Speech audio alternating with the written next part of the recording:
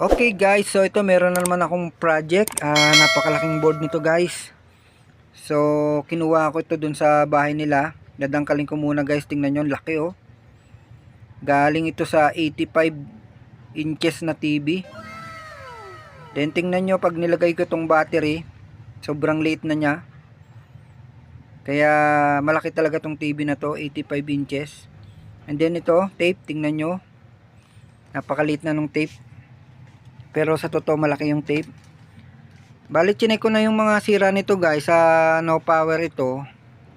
And then meron akong pinagdudahan. Kaso nga wala naman akong panghinang nadala. Saka panghigop. Kaya dinala ko na lang itong board. Meron na rin ako naispatan na sira guys. Kaso hindi ako sure kung magtatagumpay. Bali dito ko siya nakita. Dito itong chopper na to, meron siyang diode dito na dalawa. Ito yung shorted. Bali hanapan ko muna siya ng ng kaparehas ng number niyan. Kung wala, susubok tayo ng ibang number. So kukuha muna tayo ng tester. So guys, ito yung tester natin, no. Naka diode mode tayo, gaya ng ginawa ko kanina doon sa bahay nila. Chinek ko tong diode na to dahil walang power. Ito kasi yung maliit na chopper na yan, magsusupply yan doon sa standby. So makikita nyo 1 ohms na lang. Shorted talaga yan. Hindi ko alam kung baka may capacitor na nakaparallel, pero uunahin ko munang tanggalin itong diode na to. Yung diode guys ay may number na D950B, D950A. Yan guys. And then may napansin ako sa diode na dito is magkadikit yung dalawang paa parehas. Dulo sa dulo magkaparehas na nakadikit. Kumbaga nakaparallel siya guys. And then pabaliktad siya. Baliktad guys na diode, no. So mamaya babaklasin natin, then titingnan na natin siya kung shorted talaga. So guys, ito natanggal ko na yung diode. Nandito yung dalawa. Ito yung number niya guys, no. LT9131. So base kay Google, ginamit siya sa mga back booster, no. Hindi, nag-isip ako ng ipapalit dyan guys. Ito guys yung naisip ko, no, ipalit sa kanya kasi nakikita ko rin naman na ginagamit to sa ganun. Ito guys yung number niya,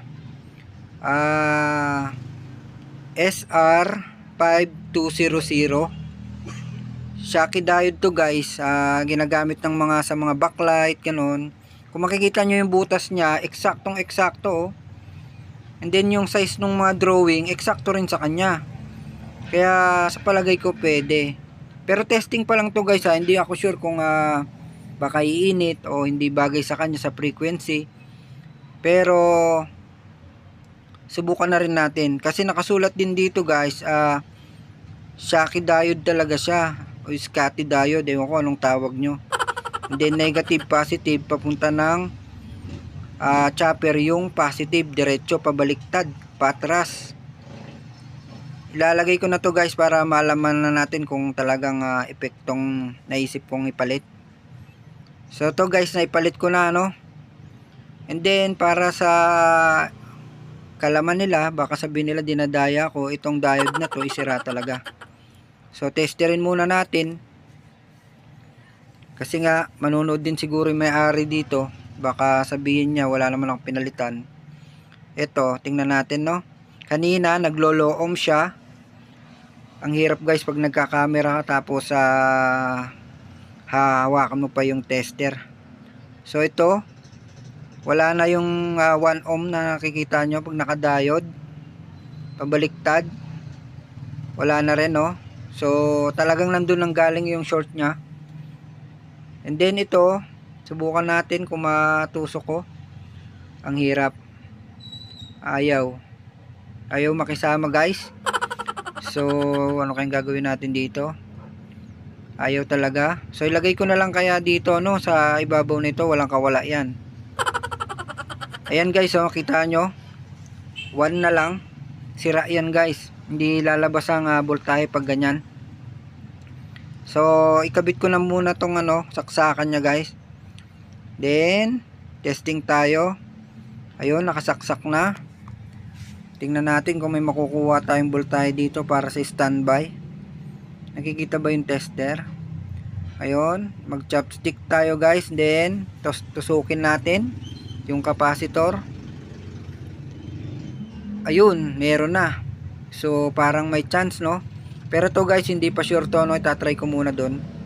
Nandito na ako guys, so rush ako na pumunta dito. Eto na, napakalaki ng unit. Nandito si madam. Ikakabit ko muna to guys para mabilis tayo. Okay, sasaksak ko na para magkaalaman na. Nasaan ba yung saksakan dito? Dito lang yon. Ayun. Saksak ko muna guys para makita natin kung aandar. Umandar na. Umandar na po? Oo, yan na. Umandar na. Umandar na. Umandar na. Okay lang makita kayo sa camera, ma'am. Sige po. Umandar na pero surprise yung picture. Titingnan natin. Nagpaalam ako guys na magbibideo ako, no. So ilagay ko lang yung camera. Ay nahulog guys. Sorry. Nahulog, no. So ano ko muna, placing ko muna yung camera natin. Then para makita nyo yung gaano siya kalaki. Then kausap ko nga pala yung may-ari dyan, no. Nag-uusap kami.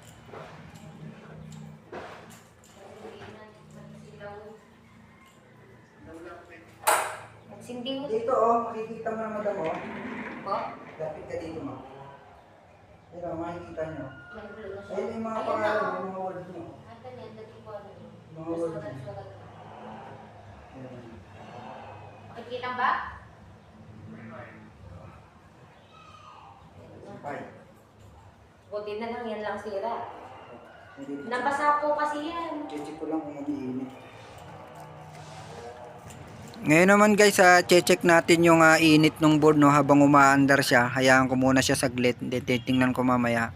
So ito guys, so nakita nyo yung init ng board niya habang pinandar namin siya ng ilang minuto. And then makikita natin yung pinalitan natin diode dito na dalawa. Ayan o, yung dalawang yan. Kita nyo ba yung kamay ko? So meron siyang 38. Parang medyo may lagnat ng konti, pero okay lang yun. Normal yun, wag lang siyang umabot ng 60, ganon. Okay, so ito, testing na. Magkakalaman na kung walang tama yung LCD niya. Sana wala para maging pera. Okay, so the moment of truth. Hop, wala pa. Yun, biyag. Yun, meron na. Very good. Thank you. Ayos. Nagawa din. Nagtakal. Basic lang naman pala sira niyan guys. Kayang-kaya nyo yan, no? Okay guys, so ingat guys. Maraming salamat sa mga nanood. Ang galing! Peace out.